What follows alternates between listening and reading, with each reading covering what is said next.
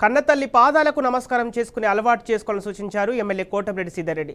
నెల్లూరు జిల్లాలోని డీకేడబ్ల్యూ కళాశాలలో విద్యార్థులకు పాఠ్య పుస్తకాలు, బ్యాగుల పంపిణీ కార్యక్రమం నిర్వహించారు. ఈ కార్యక్రమానికి ముఖ్య అతిథిగా హాజరైన ఎమ్మెల్యే కోటమిరెడ్డి సీతారెడ్డి విద్యార్థులకు పుస్తకాలు పంపిణీ చేశారు. కళాశాలలో చదువుకున్న పూర్వ విద్యార్థులు ఎంతో మంది దేశ విదేశాల్లో స్థిరపడి ఆర్థికంగా మంచి స్థితిలో ఉన్నారన్నారు.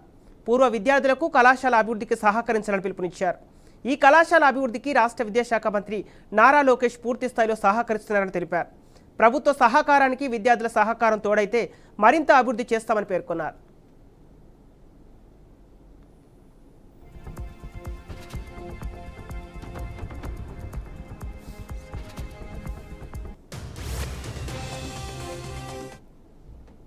డీకేడబ్ల్యూ కళాశాలలో ఒక మంచి కార్యక్రమంలో పాల్గొనేదానికి అటు స్థానిక ఎమ్మెల్యేగా నేను కానీ, మాజీ మేయర్ భానుశ్రీ గారు, రాష్ట్ర తెలుగుదేశం పార్టీ కార్యదర్శి రాజానాయుడు గారు రావడం జరిగింది.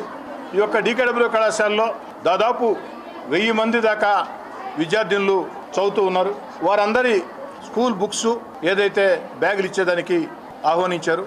ఈ సందర్భంగా డీకేడబ్ల్యూ కళాశాలలో చదువుకున్న పూర్వ విద్యార్థులందరికీ నేను పిలుపునిస్తూ ఉన్నా.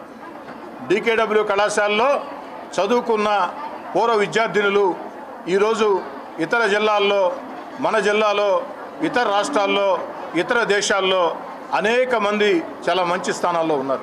డీకేడబ్ల్యూ కళాశాలలో చదువుకున్న పూర్వ విద్యార్థులారా, మీ యొక్క కళాశాల, పూర్వ కళాశాల, మీరు విద్యార్థులుగా ఉన్న కళాశాల, ఈ కళాశాల అభివృద్ధికి రాష్ట్ర ప్రభుత్వం పక్షాన, ముఖ్యంగా రాష్ట్ర విద్యాశాఖ మంత్రి నారా లోకేష్ గారి పక్షాన అనేక రకాల అభివృద్ధి కార్యక్రమాలు జరుగుతూ ఉన్నాయి.